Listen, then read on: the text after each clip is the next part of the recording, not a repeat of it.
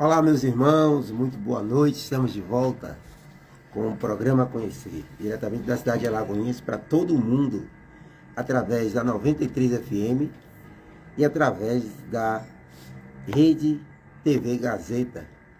Grande abraço a todos. A Rede TV Gazeta, que era a antiga Rede SDP TV, agora também no canal aberto, no 543, na TV por streaming e também no canal por assinatura. A gente agradece aí a todo o corpo, né, que compõe a Rede TV Gazeta. E agradecendo aqui ao nosso irmão Cláudio Pena por esse espaço. E aqui agora a gente está também agradecendo aos nossos colaboradores, as pessoas que colaboram com o programa Conhecer para que ele continue no ar. O programa Conhecer que já está no ar há 11 anos e 7 meses, sempre aqui na 93 FM, que assim a gente possa continuar. E a gente agradece aqui aos nossos novos colaboradores, o trio, gosto de chamar do trio, né?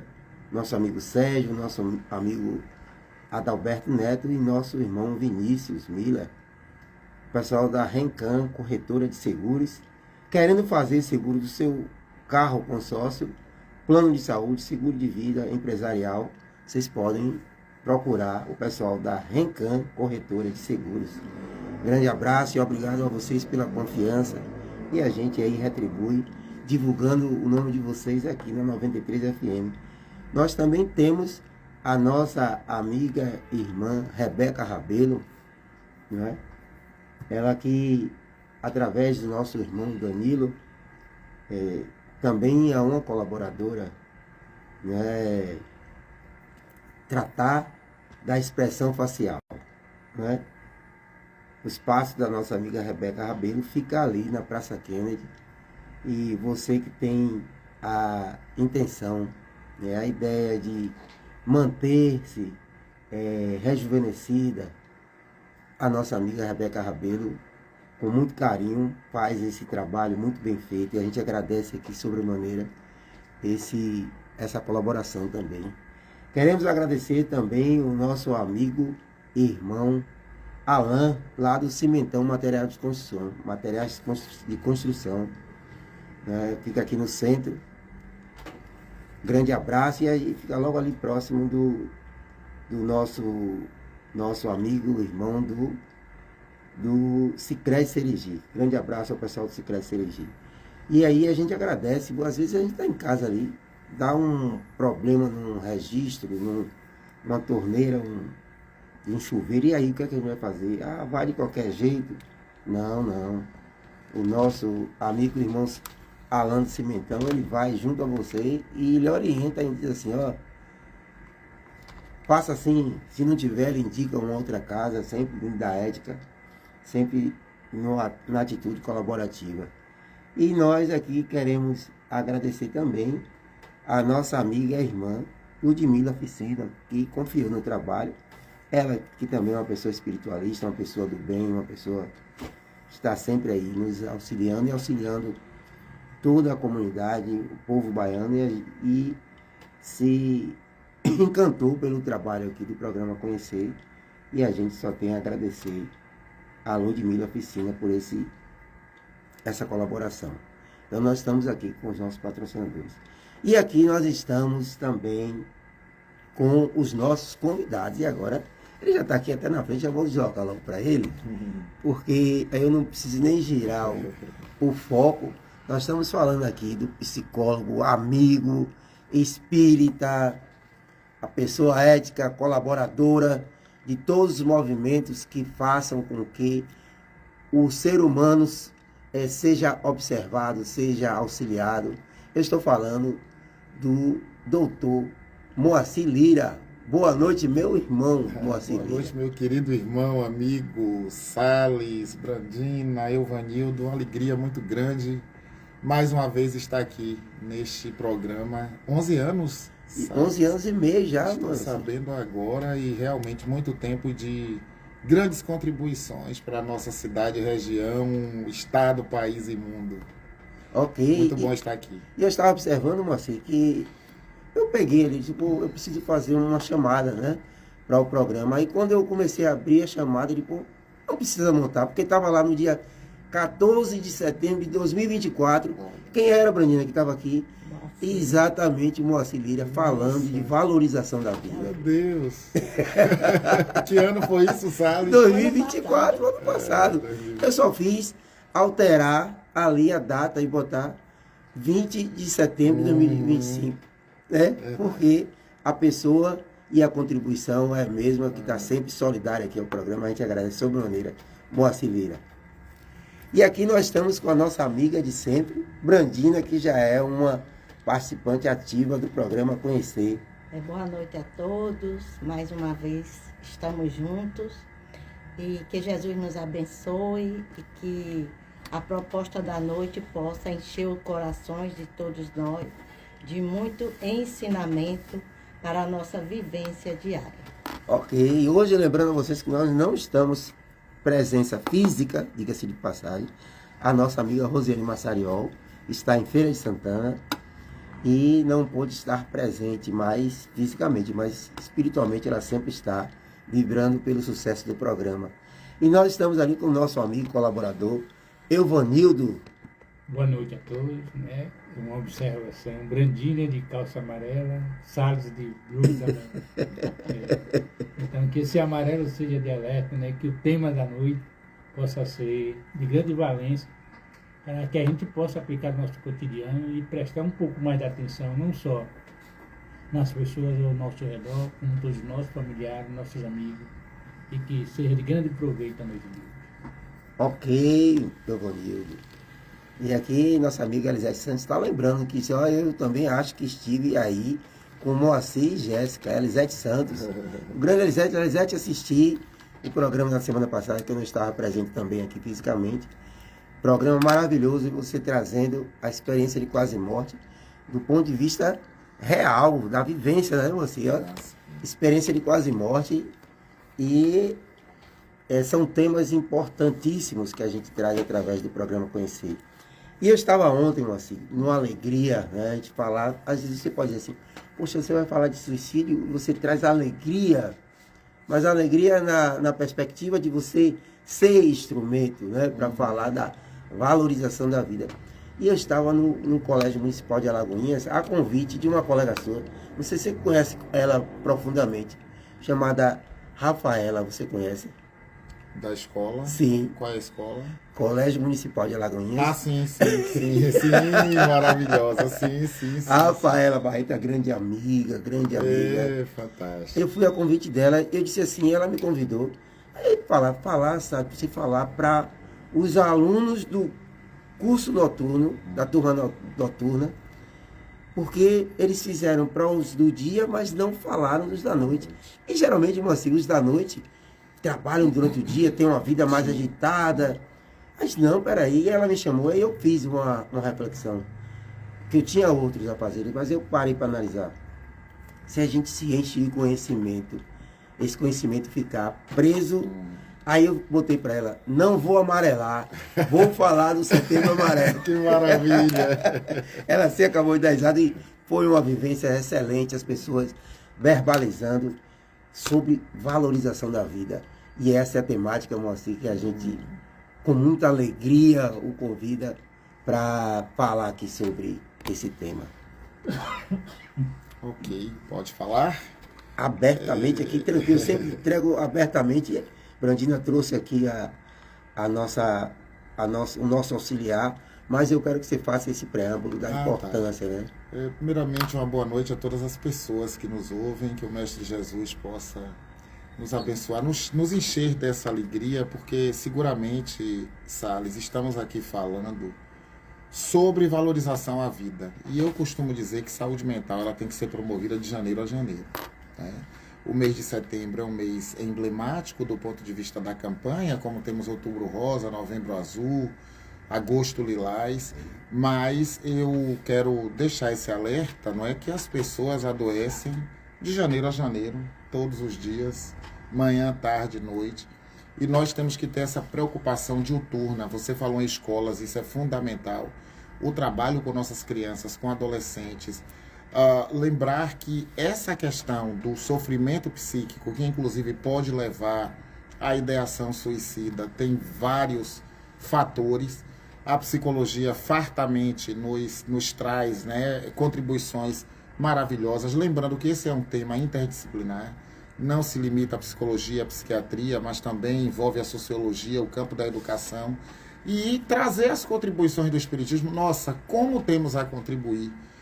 O Espiritismo que matou a morte e justo que vem falar a respeito das consequências graves para aquele que, infelizmente, não é, comete o suicídio. E isso a gente não pode conversar apenas no mês de setembro. Aliás, os centros espíritas, todos os temas que ali são debatidos, falando da vida após morte, falando da realidade da reencarnação, da perspectiva da mediunidade, o tempo todo a gente está valorizando a vida, mostrando que nós somos espíritos, que estamos nos utilizando temporariamente de um corpo físico e que nós temos que cuidar bem desse corpo físico, cuidar bem do equilíbrio das emoções. Eu estou viajando esse mês todo, eu estive em Itapicuru, estou indo a Catu, tem agenda em Iambupe, aqui na cidade em várias instituições, até porque estamos discutindo muito atualmente os riscos, né, psicossociais no trabalho.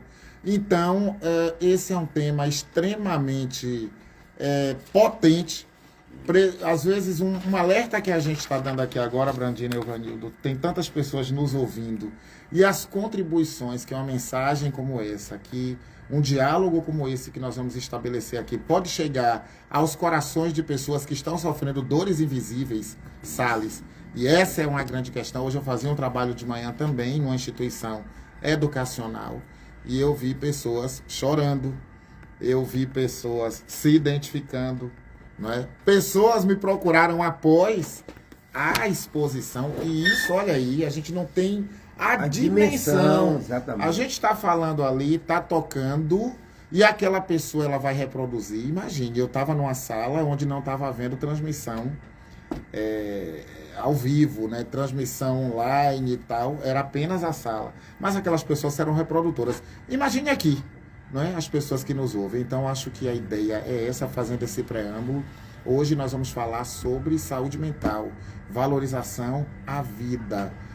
Aniquilar a vida ou querer matar a dor é uma consequência de uma desorganização emocional, psíquica, espiritual ou até mesmo obsessiva, que eu já estou vendo aqui, Brandina, com um tema potente aí, depressão e obsessão. E quais são as relações disso com... eu só para finalizar esse preâmbulo, é dizer assim, em que momento da vida, não é, essa vontade de viver se encolheu? Acho que essa é. Em que momento essa vontade se encolheu e abriu espaço para outros pensamentos? O que é que nos encolhe a vontade de viver? Acho que essa é uma grande questão. E muitas vezes não cometemos o suicídio, mas vamos morrendo em vida. Quais necessidades falsas nós temos criado? Quais problemas do ponto de vista do parecer ter? Numa sociedade extremamente competitiva, onde valores espirituais estão se perdendo, penso que a nossa grande contribuição, e a grande contribuição do Espiritismo, ali com Leon Denis, problema do ser, do destino, não é? Da dor, por que essa vontade encolhe? O desgosto da vida, o suicídio está lá, né? na literatura espírita. Então, é nesse aspecto que eu quero dialogar também com vocês aqui nessa noite, para a gente poder colocar umas sementinhas aí e, quiçá, possamos reproduzir isso para as pessoas, o desejo de viver e não de morrer. Perfeito. Moacir, você tocou num ponto aí que foi crucial ontem à noite. A turma, lá, 40 pessoas, eram 40 alunos, e ela disse, olha, Salles, talvez a gente não consiga os 40 alunos numa noite de sexta-feira, né, pessoas que às vezes vão faltar. Cansado. Aí tinham 24 pessoas, 24 alunos.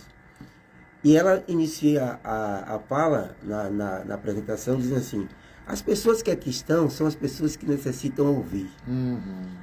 E foi absolutamente, para você também, Branina, às vezes a gente tá com uma mensagem que é nessa perspectiva de carteiro, e a gente entregar essa mensagem para aquela pessoa que necessariamente precisa ouvir. E foi absolutamente isso que aconteceu.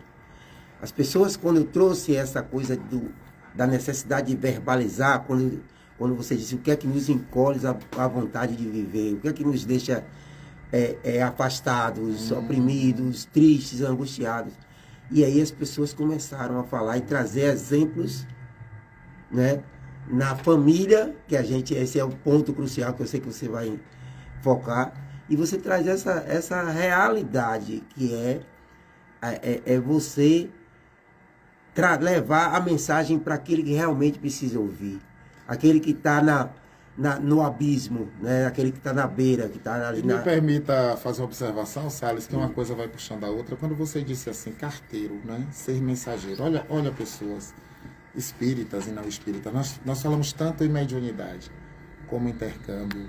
Ela não acontece apenas na sala mediúnica de um centro espírita. Né? Você ser medianeiro e mensageiro efetivamente de palavras e orientações que vêm do plano espiritual acontece em qualquer lugar, meu caro. Você já ouviu as pessoas dizerem, você terminou uma palestra de Salles, parece que você falou para mim, né? Todo mundo. Era para mim.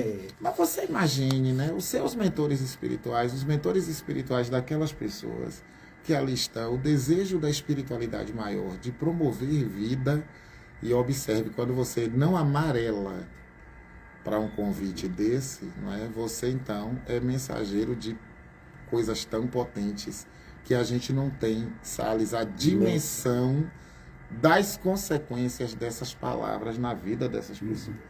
Era isso. Ok. E Brandina, quando você fala que a gente não tem a dimensão, imagine as outras dimensões, né? Essa dimensão que você fala, do que Brandina vai trazer aqui agora, como também a abertura para servir de conduto. Primeiro pedir licença, amor, viu? Oh, meu amigo. Eu achei esse artigo que é do Dr. Leonardo Machado. Sim. E como você vinha falar sobre valorização da vida, eu achei ele muito pertinente para o momento. Sim. Leonardo Machado, ele fez algumas sínteses, né, sobre a depressão e a observação. Então, ele botou observação e autoobsessão na depressão. Então, ele diz assim, eu não vou ler o artigo todo, não, eu só fiz alguns pontos. Aí, nesse ponto, ele diz assim, a obsessão é uma influência persistente de um espírito imperfeito. Esses dois espíritos, eles podem estar encarnado e desencarnado. É preciso, e ele diz que para que a obsessão ela se instale no indivíduo, é preciso que haja uma brecha. Uma brecha psicológica. Então, essa brecha se efetua através do processo que se pode chamar de auto-obsessão. Então, a auto-obsessão observada na mente do obsidiado, ele vem com a depressão, que ela está relacionada à culpa e à autocrítica excessiva, que geram o quê? Insatisfações, que gera o vazio existencial, né? O que é que o obsessor ele faz com isso? Isso já está em mim, né? Isso. Então, o que é que ele faz? Ele amplifica. Ele amplifica. É como se a mente do obsessor estivesse dialogando com a mente do obsidiado. Então, grande parte das vezes, aí eu estou pulando só para você depois. Tá ótimo. Então, grande parte das vezes, não é o obsessor que gera o sentimento e o pensamento de culpa, ou o pensamento e o sentimento de insatisfação, ou a postura de autocrítica. O obsessor, ele apenas os amplifica como um todo. Quer dizer, se ele já acha em mim, dentro de mim, então ele vai amplificar. Então, a obsessão, a influência obsessiva na depressão, ela amplia conteúdos psicológicos que já são da pessoa, né? Muitas vezes, reminiscências inconscientes de outra existência. Você quer falar sobre isso ou eu continuo aqui? Só para depois você fazer um apanhado Como é que vocês geral. acham? Eu acho perfeito, porque a gente não pode perder esse filho do que ela traz aí. É fantástico, né? A autodepreciação, tantas coisas, né? Isso. Esse é um... Nossa, que potente, né? Já vi aí que o artigo, o Salles me mandou também, eu estava dando uma bisoiada e você deu uma ênfase. Primeiro dizer que na raiz de todo sofrimento psíquico, seja a depressão, a esquizofrenia, os transtornos afetivos bipolares, nós temos uma causa espiritual, porque nós somos espíritos. Joana de Ângeles é categórica nisso, Manuel Filomeno de Miranda. E você traz uma coisa aí, Brandina, muito interessante, é que o homem não raramente ele é obsessor de si mesmo. Né? O Kardec falava disso. Então, a auto-obsessão. Primeiro, a gente cria as brechas psíquicas. O obsessor não chega assim, do nada, né? Diz, agora eu vou perturbar a vida de Moacir, de Salles, seja lá de quem for. A gente abre os canais. Então, por exemplo, a culpa. O sentimento de menos-valia, a baixa estima, nós vamos atrair, não é? Espíritos que estão vibrando nessa mesma faixa. E se ele já tem compromissos anteriores com você, né? Compromissos que de repente foram, né, adquiridos lá em encarnações passadas, o que ele vai fazer? Ele vai amplificar, que foi o que você estava dizendo aí. Ele amplifica essa culpa, que gera autodepreciação. Daqui a pouco você está com anedonia, que é a ausência de prazer, pode trazer alterações do sono, alterações do apetite. Você vai ter a caracterização de um quadro depressivo potencializado pelas influências espirituais. Lembram daquela questão do Livro dos Espíritos? Influem os espíritos, né, em nossos pensamentos e em nossos atos. Influem muito mais do que possamos imaginar. Influem até o ponto que de ordinário são eles que vos dirigem. Mesmo na esquizofrenia que você tem. Na esquizodividofrenia, mente dividida entre a fantasia e a realidade. Você dispõe as vozes do esquizofrênico, as alucinações auditivas, visuais, a agressividade etc. Mesmo nesses casos, comprovados de um F20, de uma esquizofrenia, o cara está lá tomando antipsicótico, neuroléptico, organizador do pensamento, mas você tem ali, sem dúvida alguma, influências espirituais. Sim. Na depressão, por demais.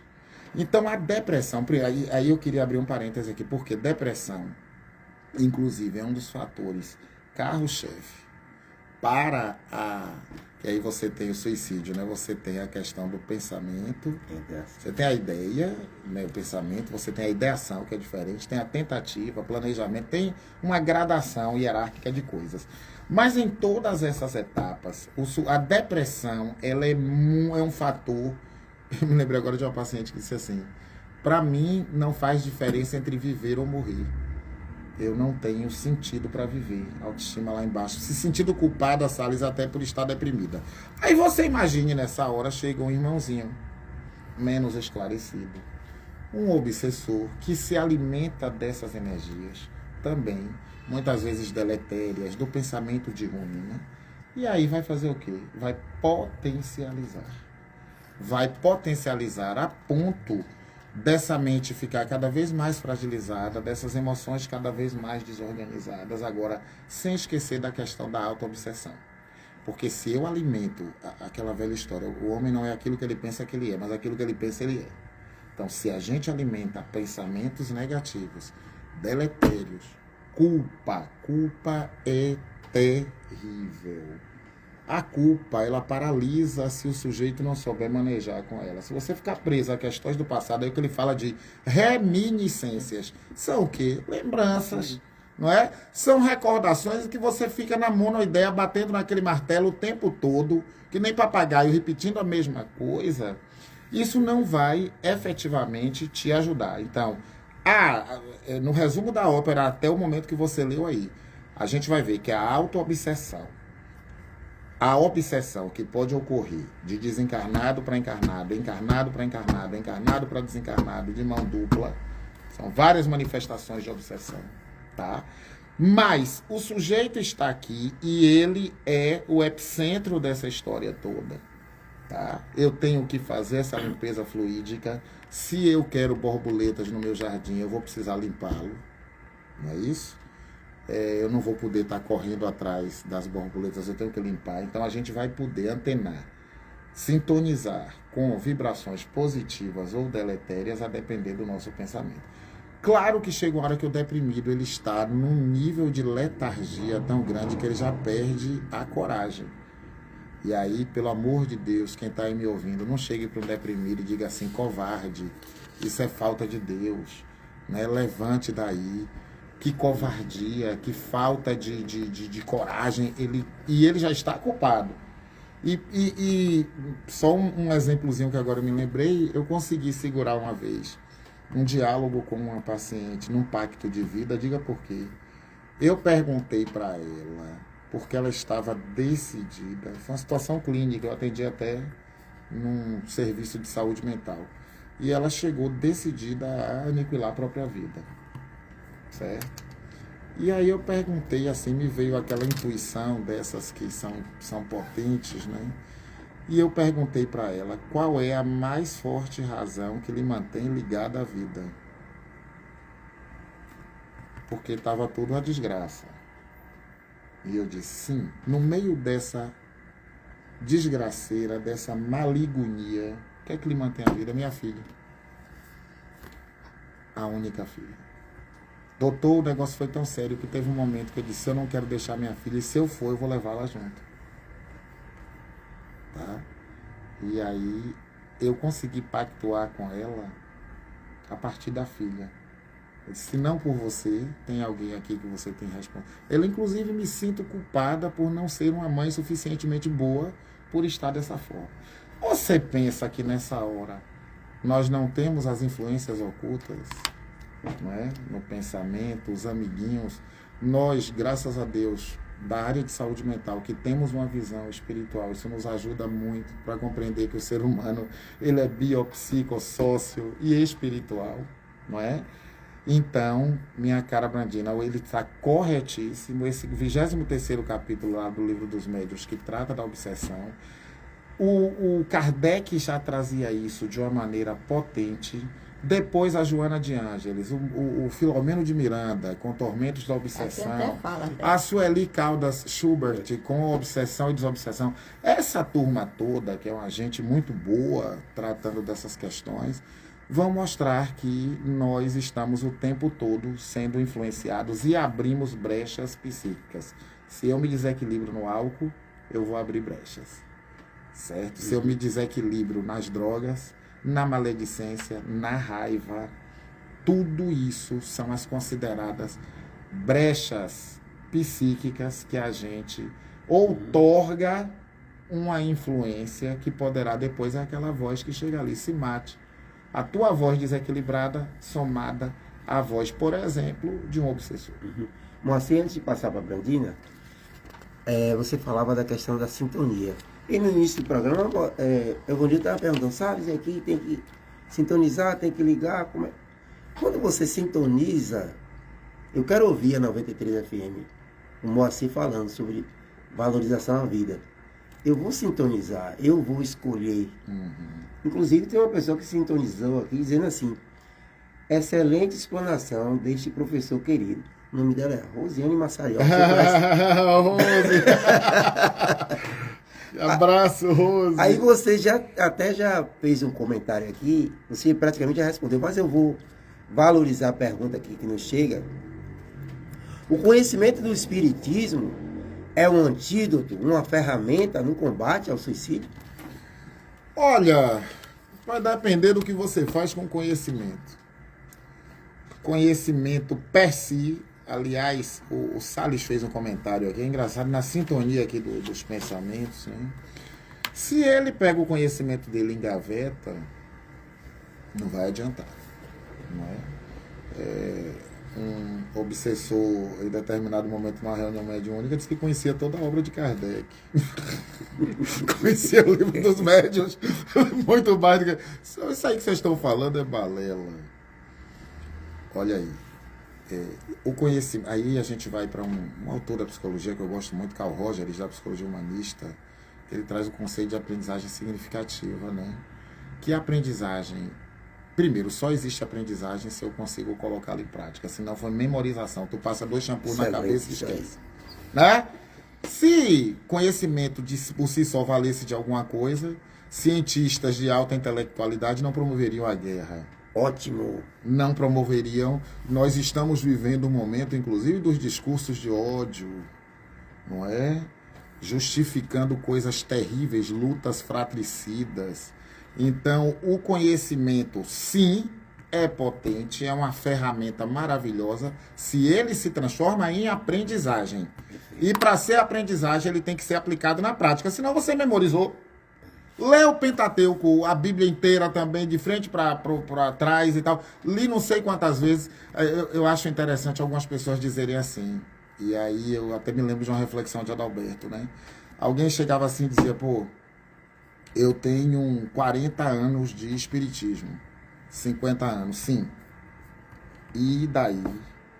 Isso está promovendo o que na sua vida no sentido prático? Pode ser que alguém esteja há 3 anos e aplicando muito mais potentemente na sua família, no seu trabalho, do que alguém que tem um conhecimento que é repetido várias vezes, as páginas ficaram amarelas e viram a síndrome de Gabriela. Eu nasci assim, eu vivi assim, vou morrer assim.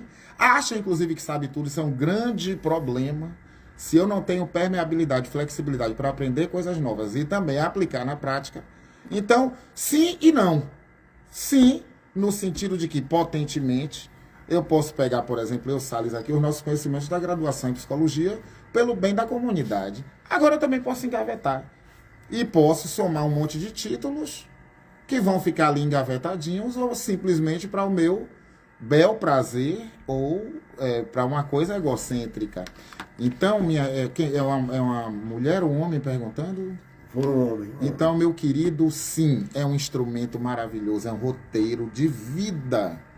Ai, o quão é importante a gente ter acesso ao conhecimento espírita. Agora, ele é libertador. Conhecereis a verdade e a verdade vos libertará. Mas vai depender do uso que você vai fazer disso. É que nem energia elétrica. A gente está aqui agora, está usando essas mídias, esses equipamentos, Evanildo ali mexendo nas coisas e Salles transmitindo. Olha a energia bacana, garantindo a promoção de educação em saúde mental. Mas eu também poderia pegar isso aqui e matar uma pessoa. Ou simplesmente não usar para nada. Então, potente é desde que utilizado e vire aprendizagem. Perfeito, perfeito. Excelente.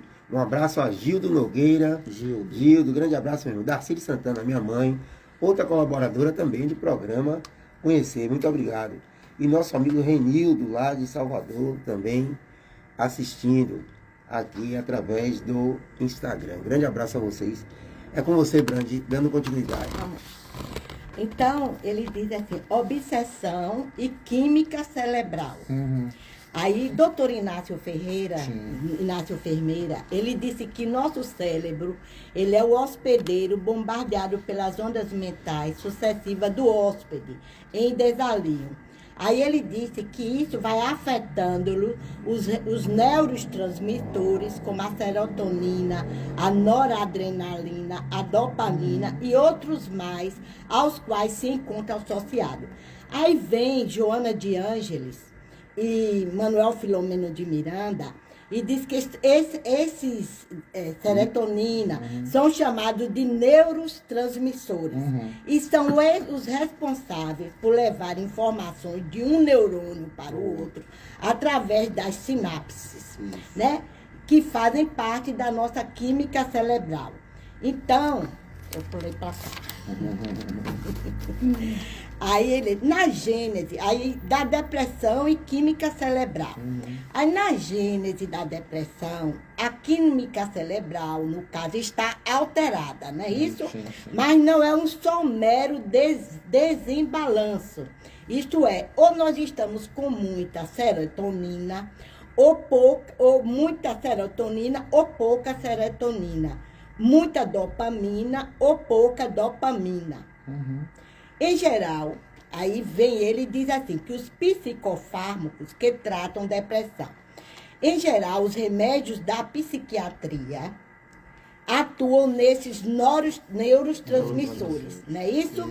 Aí, por exemplo, eles aumentam nossos fatores dos crescimentos dos neurônios. Então, os remédios, esses remédios da psiquiatria, eles não são hormônios. Eles não são. Ele diz que se a gente daí tomar um hormônio da tireoide, a gente está sem o problema da tireoide, toma o hormônio da tireoide. Mas eles agem como receptores do nosso do sistema nervoso central para, em última análise, fazer com que o cérebro ele aproveite melhor os neurotransmitores que ele produz. Aí, psicofármacos e desobsessão.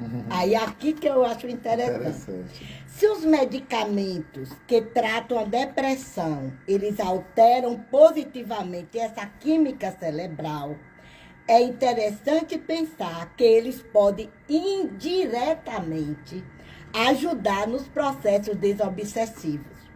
Os psicofármacos fazem o oposto do que a obsessão faz no cérebro. Então, acabam dificultando o acesso da mente do obsessor na mente do obsidiado. A prática clínica e a participação em reuniões mediúnicas tem me possibilitado a observação direta dessa verdade. Então, é isso mesmo? Com certeza. Ó, como é que age a medicação na mente? Eu quero primeiro dizer o seguinte, vamos lembrar do seguinte, gente, nós somos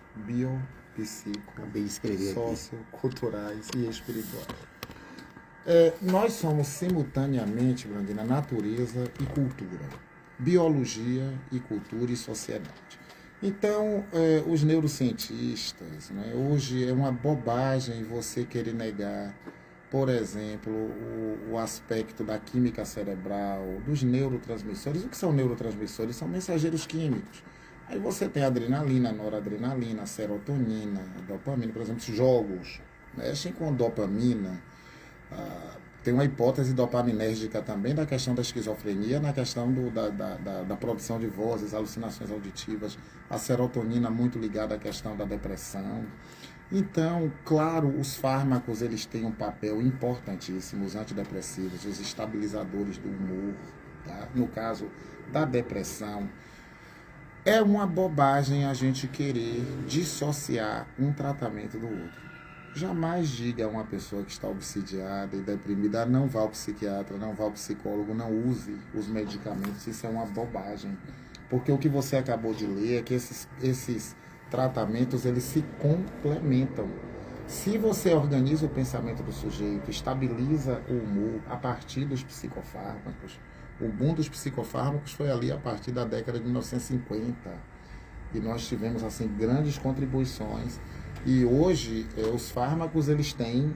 Eu costumo sempre dizer assim, no tratamento da depressão, no tratamento da esquizofrenia, das psicopatologias de um modo geral, a associação da psicofarmacoterapia, que é o uso dos medicamentos, mais da psicoterapia, mais a terapia ocupacional, mais outras abordagens, inclusive no campo espiritual, são importantíssimas.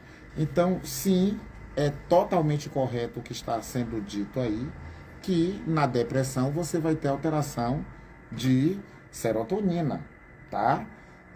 Em quadros dos vícios, as toxicodependências, as dependências químicas, a gente tem toda uma relação com a dopamina. Quando a gente assim, endorfinizou o cérebro, né? Quando você está tranquilo no estado de meditação, se você está muito agitada, vai ter o quê? Adrenalina, né? Descargas. O estresse tem uma relação muito grande também com tudo isso aí. Então, no frigir dos ovos, que isso aí seria um tema per si, para uma... Não é nem um programa, seria um seminário inteiro, né? Tratando da ação dos fármacos, a relação dos neurotransmissores com as psicopatologias. Mas o que eu quero dizer é que o que interessa aí, de fato, é mostrando que no processo desobsessivo, os fármacos, eles têm um papel importante. Porque, usando assim uma expressão grosso modo, eu vou deixar uma mente mais organizada e menos acessível à influência de obsessores no frigir dos ovos, para trazer uma linguagem mais simples. Então, a gente vê a importância de ir nesse caso de ir para a psiquiatria, para Isso, procurar isso. assistência médica. Uma né? grande bobagem, e aí vai um recado, viu? Para os religiosos de um modo geral. Essa crítica eu faço aqui e faço em vários lugares. Seja você espírita, evangélico, católico, do umbandista, candomblessista, mas vamos lembrar do seguinte: nós não podemos desprezar a medicina, a psicologia, os tratamentos, não é, psicoterapêuticos. Eu acho tão bonito, e às vezes eu ouço assim, eu recebo muitas demandas assim, viu, Brandina? Que vem de espíritas, vem de babalorixás, de elorixás. Eu acho lindo ter uma mãe de santo que é muito amiga, mas mostre esse caso aqui. Eu gostaria que vocês dessem uma olhada lá, porque o que pode ser feito aqui no terreiro a gente está fazendo. Porém, tem uma questão, isso é de uma lucidez, né? Já tem outros que dizem assim, não vou citar denominações religiosas, mas pegue os remédios e jogue fora. Seu problema é de encosto, seu problema é um problema espiritual, como se as coisas não estivessem somadas. Então, se você está no atendimento fraterno, no centro espírita, e recebe uma situação dessa, qual é o problema da pessoa estar indo para o centro, tomar seu passe, fazer fluidoterapia, em alguns casos, não são em todos, participar de reuniões mediúnicas, não são todos os casos que são indicados. Mas ao lado disso, olha aí seu tratamento. Como eu digo para vários pacientes, eu já disse no CAPS, olha, vai para tua igreja, é bacana, agora não deixa de vir para cá. Tá entendendo? Porque a gente não pode dissociar os tratamentos, as terapêuticas. A religiosidade é um fator de proteção nos casos de suicídio, viu? Nos cuidados paliativos também, a pessoa está mais do que comprovada em pesquisas e como que isso também altera a nossa química cerebral. Eu trabalhei com muitos pacientes ditos terminais e havia uma diferença, Salles. Eu sou psicólogo hospitalar também e eu via a diferença gritante entre aqueles que tinham um suporte religioso dos que não tinham, daqueles que estavam no processo, por exemplo, de morte. Tá entendendo? Perfeitamente. Então, o lidar com isso, os processos da própria aceitação, Evanildo, de adesão ao tratamento, a religiosidade é um fator de proteção. E vai mexer exatamente com essa nossa química cerebral. Tá? Brandina, aí, o que é que eu trago aqui, Moacir? De um resumo dessa fala sua e de Brandina. A importância de observar e agir nas doenças psicossomáticas sob várias óticas, multi e interdisciplinar. Perfeitamente. E a outra parte que você falava aí, eu achei interessante, nenhuma ciência, religião, filosofia é ao acaso. São instrumentos de evolução humana em todos os tempos. Né? Você vê que toda hora está surgindo uma nova... Eu estava observando como é que a ciência se reconstrói, né? se observa.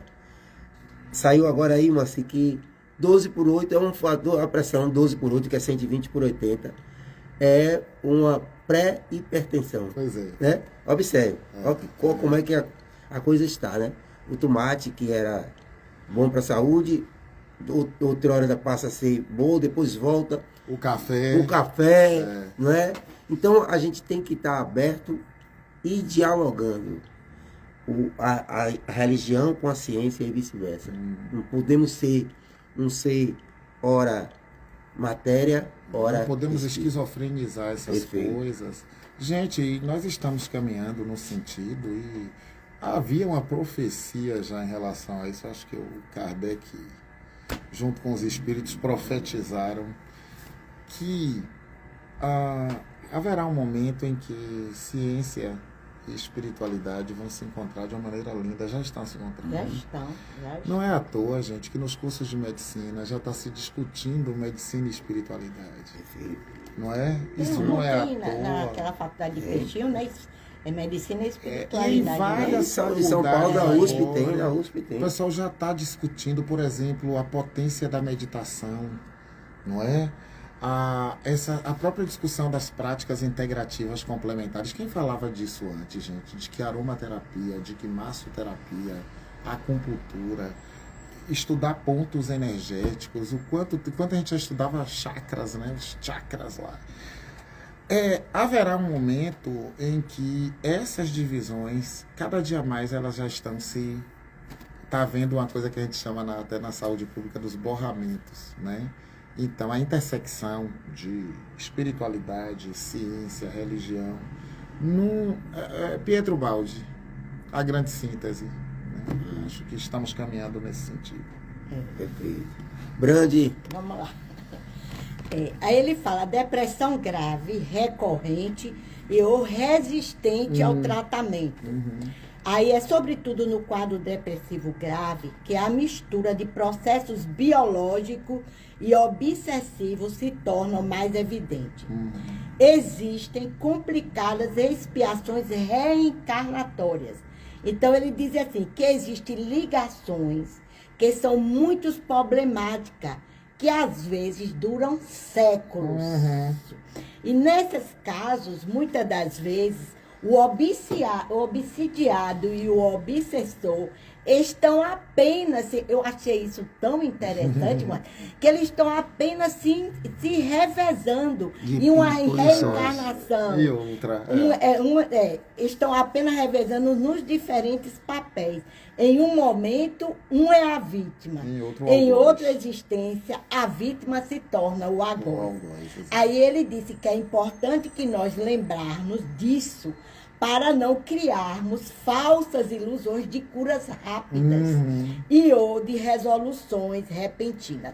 E ele conta um caso que uma senhora, no estupor catatônico, porque ela estava com um problema, uma síndrome catatônica, né, de depressão e subjugação.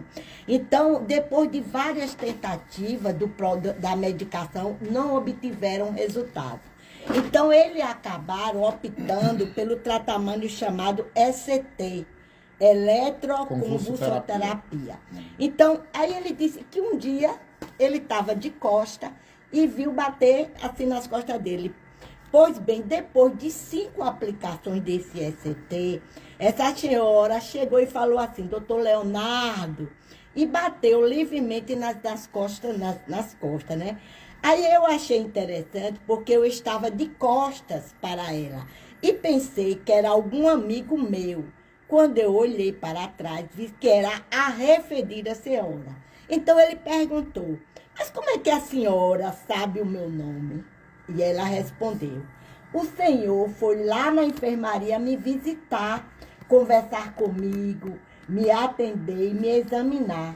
Eu peço desculpa por não ter conseguido responder ao senhor. Eu tentava, mas não conseguia. Então, porque o que era que estava acontecendo? Ele disse que associado ao quadro depressivo grave que ela já estava, ela estava passando por um processo de subjugação espiritual. Isso. E Allan Kardec explica que existe uma subjugação mais moral e outra corporal. Então, em quadros catatônicos, existe o quê? A subjugação está associada às subjugações. São os quadros de vampirizações também, porque sugam o quê? A vitalidade do indivíduo. Já estou terminando. Perfeito. Muito bom. Pode ficar tranquila, Brandi. Aí ele vai e fala sobre a depressão e a vampirização. Aí ele diz, existem os processos obsessivos que são os menos graves, que subjugações, com uma peculiaridade que nos faz chamar de vampirização. Então, o obsessor se torna quase um vampiro do obsidiado. Aí ele suga a vitalidade e também, que você estava falando, o prazer, né? Energeticamente, é como se houvesse um consumo de energia vital do obsidiado. Aí vem a depressão e a fascinação. Quando a depressão, ele diz que está muito grave, a pessoa tende a ficar muito pessimista e melancólica. É isso quando vem aquele vazio existencial, é isso, Moa? Isso. Aí, em geral, são congruentes com a tristeza que a pessoa sente, mas nem sempre, né? Aí uma pessoa estava com depressão tão grave, ele disse que num caso desse, que ela achava que ela era responsável pela guerra, porque estava tendo a guerra. Então ele chama de síndrome de Cotard. Não é isso? Aí vamos lá. Aí deixa eu terminar para Moacir. Aí todo remédio pode ter. Aí ele fala sobre efeitos colaterais inusitados. Então, ele diz que todo remédio ele pode ter algum efeito colateral. A gente toma um remédio. E, no entanto, olha, eu achei isso tão interessante para os nossos ouvintes, porque às vezes, olha, Moacir, o que ele disse, no entanto, é interessante observar que às vezes há pessoas que têm efeitos colaterais com tudo. É impressionante. Efeitos colaterais que nem estão relacionados na bula ou descritos na literatura científica.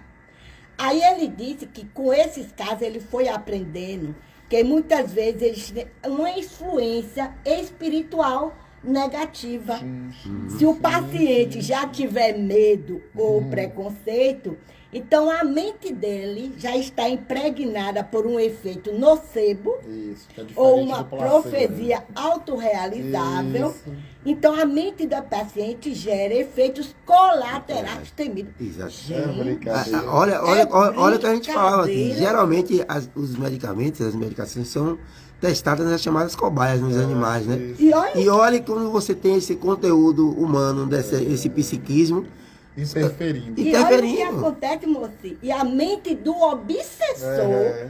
ele amplifica Isso. ainda mais esses efeitos e o medo se concretiza na pessoa. Ah, não vou tomar o remédio. jeito nenhum. Aí, quando você está na depressão, você não quer tomar a medicação, você não quer A adesão ao tratamento é muito ruim. Tá vendo? Então, ele disse que não estão aqui intrincadas tramas entre depressão e obsessão, mas uma parte considerável delas por ser encontrada nestas anotações. E agora fica com o Moacir, o todo. Antes de Moacir passar, Muito vou interessante. fazer duas coisas. Excelente você trazer essa temática, porque é congruente, né? É totalmente congruente. Paulo César Frutuoso, que é um estudioso dessa área nova, ele diz que se a gente se aprofundar em Filomeno, em Joana, entendeu? A ciência vai dar um salto quântico. E o próprio André Luiz através, né? Então, tá aí os novos saberes. Na verdade, você concorda comigo, Marci? Isso já existe. A gente está acessando esse conhecimento. Ninguém aqui pode ser um descobridor nessa parte. E antes, Marci, Brandina falava ali da troca de posições. Eu registrei aqui, eu quero trazer uma parte de um poema que a gente estava ouvindo no início, que é inclusive o poema que dá origem ao programa Conhecer, que diz assim: se nos lembrássemos das vidas passadas, Deus não teria sabedoria. Se nos lembrássemos do mal que fizemos ou dos sofrimentos que provocamos, não teríamos tranquilidade para viver o dia a dia, com inimigos que nos prejudicaram ou com aqueles a quem nós agredimos. Não teríamos tranquilidade para viver em harmonia. Muitas vezes, os inimigos de outras existências são atualmente nossos pais, nosso esposo, filhas, nossos amigos leais, que presentemente se encontram junto a nós para reconciliação, para transformar o ódio de ontem em amor e união. E para construir mais esses laços de simpatia que existe a reencarnação. Moacir. Nossa, poema fantástico.